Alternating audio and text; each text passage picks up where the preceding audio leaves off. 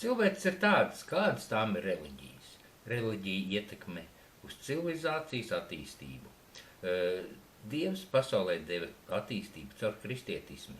Reliģija un ticība tūkstošiem gadus ieņem pirmo lomu. Dievs deva cilvēcei Bībeli, lai mēs zinātu patieso tās vēsturi.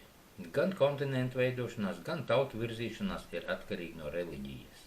Vadoties pēc Bībeles, mēs saprotam, kā virzīties un kam uzticēties. Jēzus deva mums baznīcu, lai mēs tiktu apgaismoti, lai mēs zinātu Dieva vārdu. Bībele mums dod zināt vēsturi kopš tās radīšanas, bet, kad atnāca Ļeņins un Staļins, viņi izdomāja, ka jāsaka cilvēkiem, ka zemē ir miljoniem gadu, ka 6000 gadu patiesība ir jāizvāc. Vēl viņi izlēma, ka plūdu laiki nav bijuši, ka cilvēki cēlušies no pērtiķiem, un kad cilvēkam tiek atņemta patiesā vēsture, viņš paliek neaizsargāts no šīs pasaules, kā arī no šeit esošiem dēmoniem. Bet mums ir jāsaprot, ka aptuveni 4400 gadus atpakaļ bija plūdi, un kāpēc tie bija, un kāpēc tā laika civilizācija tika iznīcināta. Tad mēs būsim sagatavoti šai pārdabiskajai pasaulē.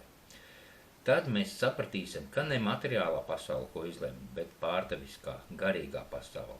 Pārdabiskā pasaule atklāsies vēl vairāk, jo mēs jau esam pēdējā laikā.